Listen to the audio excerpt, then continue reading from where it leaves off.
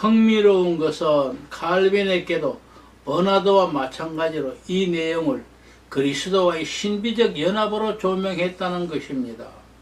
예수 그리스도와의 신비스러운 연합이 그의 구원론을 전개하는 핵심적 요소였던 것입니다.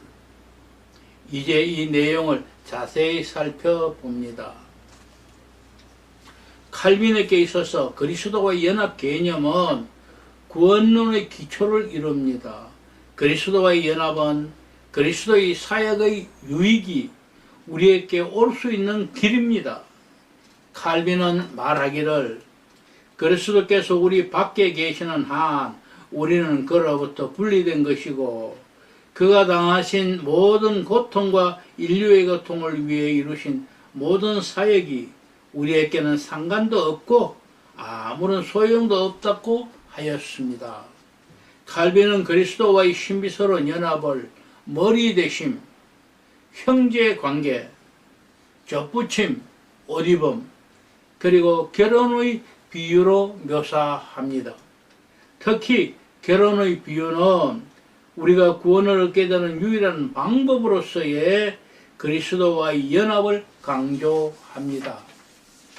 우리와 그리스도와의 연합은 거룩한 결혼을 통해 우리가 그의 몸이 되고 그의 뼈 중에 뼈가 되며 따라서 그와 하나가 된다고 설명합니다. 우리가 그리스도와 연합했다는 하는 사실은 그리스도와 깊고 본질적인 교제와 나눔이 있었음을 의미하는 것입니다. 그리스도와 연합은 신비스러운 연합이기 때문입니다. 그리스도와 우리와 이러한 연합으로 인하여 어떤 의미에서는 자기 자신을 우리에게 모두 쏟으셨다. 그를 통해 우리에게 생명을 주시기 위해 그는 우리와 같이 인간이 되셨을 뿐만 아니라 성령의 능력으로 우리를 그에게 접붙여 우리는 그의 뼈 중에 뼈요 살 중에 살이 되는 것이다. 그리스도와의 신비적 연합을 통하여 신부된 교회는 신랑이 이루어 놓은 모든 유익을 얻게 됩니다. 이것은 우리를 그리스도와 하나로 만들어주는 그리스도와의 신비적 교제에 관한 엄청난 말씀입니다. 칼빈은 그리스도와의 연합을 통하여 교제가 일어남을 말하며 이 교제는 본질의 교통이 있음을 말합니다. 이것은 무엇을 의미하는가요? 칼빈은 그것이 십자가의 구원 사역을 이루신 인격체이신 그리스도의 교통이라고 말했습니다. 칼빈은 이 신비적 연합 과정의 구체적인 내용에 대해서는 밝히려 하지 않았습니다. 칼빈은 단지 성령을 통한 이 신비한 본질의 교통으로 인해 우리가 그리스도와 연합된다는 견해를 가지고 있습니다. 이 본질의 교통과 그리스도와의 신비적 연합의 성격을 설명할 때 칼빈은 신비에 의존하지만 그가 이 연합을 구원론적으로 이해했다는 사실은 분명해졌습니다. 칼빈은 그리스도와의 신비적 연합을 통하여 우리가 그와 하나가 된다고 주장합니다. 다시 말해서 그 연합으로 이루어진 긴밀한 관계를 통해 그가 이루신 모든 것도 우리와 함께 나눌 수 있음을 의미합니다. 그러므로 머리와 지체들과의 결합, 즉 우리의 마음속에 그리스도가 내주하시는 신비로운 연합을 우리는 가장 중요시합니다. 그리스도는 우리의 소유자가 되심으로써 그가 받은 선물을 우리도 나눠 가지게 하십니다. 칼빈은 가장 어떤 데는 선물을 의라고 보았습니다. 그리스도와 연합할 때 우리와 그리스도 사이에는 교환이 일어나게 되는데 이 교환을 통해 우리는 하나님 앞에서 의롭게 되는 것입니다. 다시 말하면 그의 의가 우리에게 전가된다. 왜냐하면 우리가 그리스도로 옷 입고 그의 몸에 접붙여지기 때문입니다. 간단히 말해서 그가 우리를 자기와 하나로 만드시렸고 계획하시기 때문입니다. 여기서 말하는 전가는 교환과 관계된 것입니다.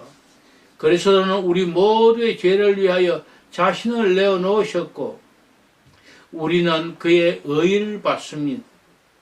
예수 그리스도 안에서만 그와 하나 될 수 있고 그 교제가 가능합니다. 칼빈은 말합니다. 어떻게 우리가 하나님 앞에서 어렵다 이김을 받을 수 있을까?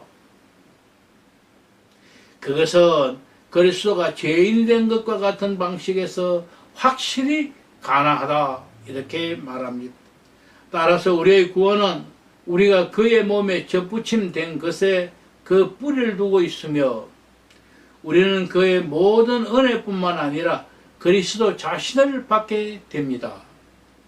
칼빈은 그리스도와의 인격적 연합과 그분과의 개인적 교제를 말하려는 것입니다. 그리스도 안에서 하나님과 우리와의 관계는 원수 관계에서 사랑의 관계로 변했습니다.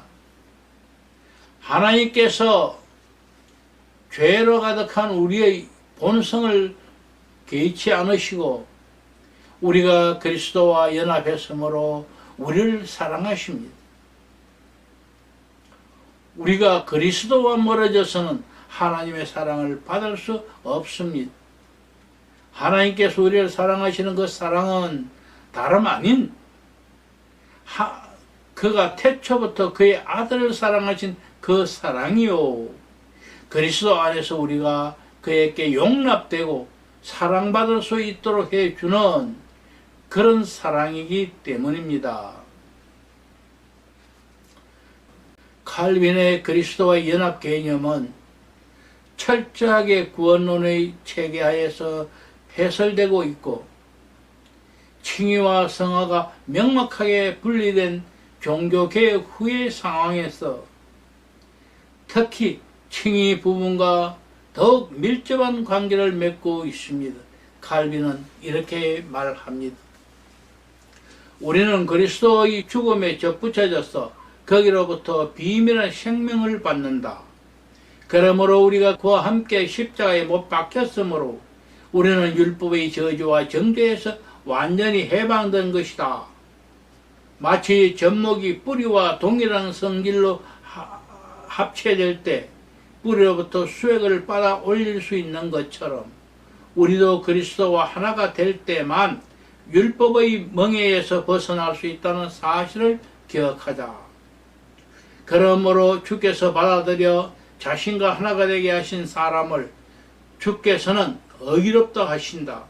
왜냐하면 주께서는 죄인을 의인으로 만드시지 않고는 자신의 은혜 가운데 받아들이거나 자신의 결합시킬 수 없기 때문이다.